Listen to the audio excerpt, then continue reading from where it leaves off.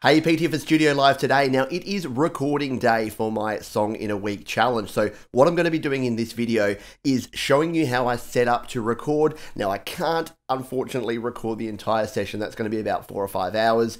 And the time it would take to record and edit, I won't get the song done. And I really need to focus on getting the song done as opposed to actually filming and documenting it. However, what I will do is put all of the links to previous videos where I show how I actually do the recording. But what I wanted to show in today's video is how I set up to record, because what a lot of folks have been asking for is advice and information about how to set up your audio interface using a Lightning to USB adapter, setting your inputs, hooking up a guitar and a microphone. So I'm going to cover off on that here now today, and then I'm going to go away and record, and I'll come back in the next video and show you where I'm up to. So let's go.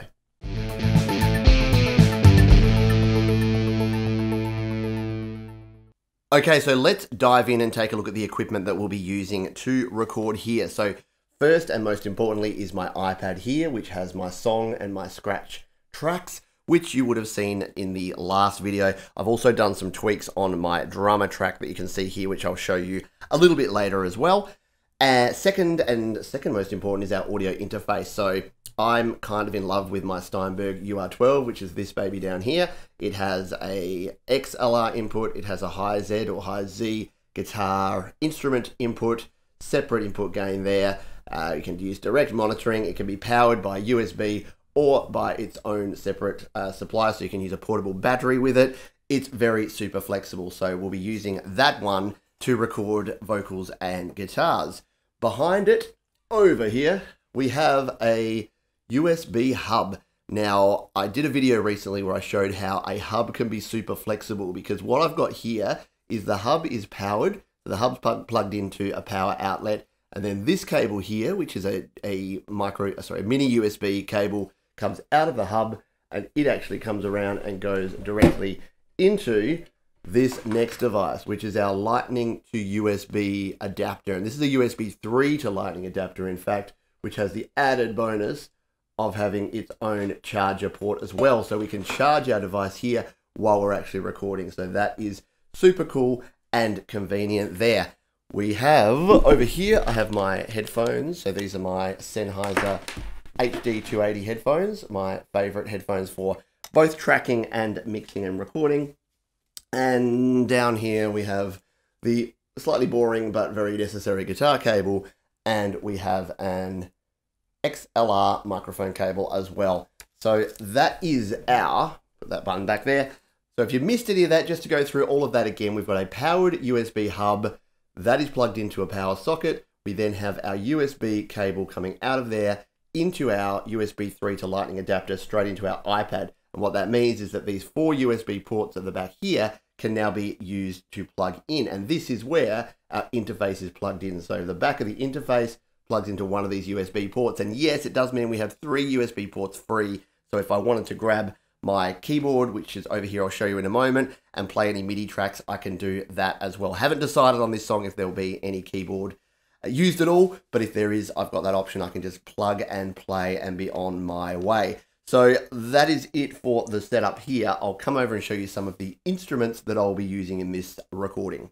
Okay, so if you've been listening to the track, you'll know that this track is rather guitar driven. So the first instrument I'll be using is this one, my Taylor acoustic, which is my baby. I've had this one for about a year now, and it's got a very nice acoustic sound. I've used it in a lot of tracks. You've heard it before if you've been listening to my songs recently. So that will be sort of the feature instrument, playing the intro and throughout most of the song. I also have here my Les Paul. So this is going to be providing most of the guitar sounds that we have in here, because it's a good song. I used this back when I played in an alternative rock band back in the 90s, and it creates a good sort of sound. It does well with distorted sounds. It's got that double humbucker pickup down here. I'm not a huge guitar guy, so don't go asking me a whole bunch of information about my guitars. And I've got, finally, my bass guitar, which is this one here. I'm going to fall over. Which is this one here. It is just a very cheap, affordable. I think I picked this one up for about $80 secondhand from a secondhand shop. And that's just a very standard Ashton brand, which is one of the cheap brands we have here in Australia. But it does still creates a good bass sound. And as you know, if you've watched this channel much, I'm all about not needing to have the best of everything. And I've got a few nice things in my setup here, but again, I've said this before, and I've even done an entire video about it. If you've got no gear, or if you've got an old beat up acoustic and an iPad or an iPhone and you want to just get started and get going, just do it. You're going to get some good sounds, and you can explore and expand as you go along. But just start recording. That's the main thing, because you're not going to get better until you start. Anyway, enough preaching. Let's move on, and I'll just show you a couple of other things here with how we're going to set up, and then it's time for me to get started and actually start recording. Okay, so now we're getting down to the nitty gritty. I have a microphone up here. This is my MXL 550 large diaphragm condenser, and I use this for a lot of my vocals as well as recording acoustic guitars. It's a pretty good all-rounder mic that I'll probably just use for most things on this recording. Pop filter, microphone stand there as well. So what we need to do here is let's get ourselves all connected so we're ready to go. We're going to plug, not surprisingly, one end of our XLR cable into our microphone, like so, and the other end is going to go into input 1, the first input here of our Steinberg UR12 audio interface. So that is ready to go. You can see by the red light there, I've already got the phantom power on. So this mic is now ready to go, and it's going to start recording. You can see if I tap there, very, very vaguely, you might be able to see down there behind my other microphone, that it is now recording or monitoring that audio, which is all good. So we'll tuck that out of the way there. Now the other thing we've got here somewhere, yes, we've got our guitar cable. So let's get this set up as well so that we are ready to go. So we'll unwrap. Now I don't wrap my cords properly before anyone says, hey, by the way, your cords are going to break and be bad very soon. You don't wrap them properly? I know. I should learn how to do that one day. But they seem to do okay for the time being, as I get a really tangled cord as I say that. Anyway, we'll plug in to the other input here onto the interface, and now that's ready to go. And I'll jump in here in a second and show you how we set up the inputs to record from both of these. But obviously I've got the other end of my cable now that I can go and plug my guitars into and start recording. So this means that I can switch around and switch between guitars, microphone, vocals, recording my acoustic guitar, and everything is set up right here in my sort of central station. And the beauty of this setup is it is 100% portable. Whilst I'm plugged in using the USB hub, I could just as easily use an external battery to power the Steinberg UR12, and then I could do this anywhere as well. So a good setup and an easy mobile setup to use with an iPad or an iPhone. And there you can see my guitars anxiously awaiting to be picked up and played and used on this track. And one more thing that is actually pretty handy that I would recommend investing in is one of these, which is a headphone extension cable. This is a 5-meter cable, which means that I can get a bit further away because all my other cables, my mic cables and my guitar cables are longer, but my headphones are very short. So this means that I can come away from my setup, which is over the other side of the room, and still hear what I'm playing. Okay, one final thing before we finish up. Let me just plug in my headphones there.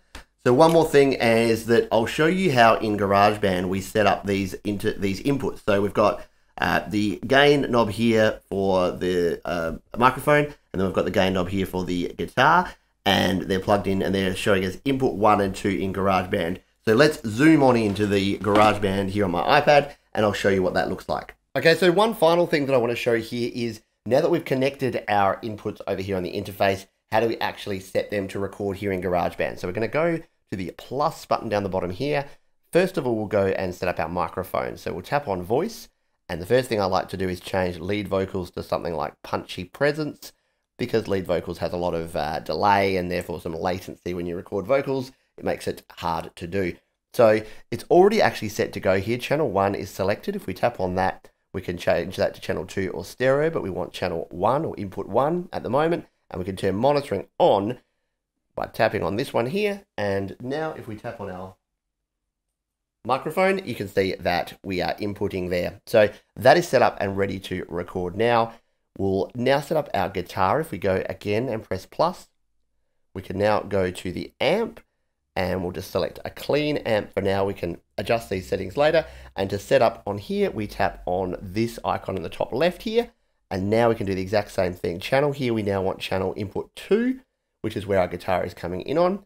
And then to turn our monitor on, we go to that same option and we slide the monitor slider over. And now we are ready to record. We can adjust our amps by choosing whatever preset or whatever amp we want here, and then we can go ahead and record guitar. So now I'm going to actually go and do all of this and start recording these tracks. And there you have it, my GarageBand iOS mobile recording setup in its entirety. Now, as I mentioned before, unfortunately, I can't bring you along for the whole recording session. It's just going to take too many logistics to get that sorted out. However, we have a heap of links down below of previous times where I've done exactly that, and you can see how I record, the settings I use, how I set my input gain, all of that important stuff. So check those out if you're interested. And for now, I need to get on with this and get busy and start recording these tracks. So if you've got comments, questions, or suggestions about any of this or about the song itself at the moment, leave them in the comments below, and I'll see you on the next video.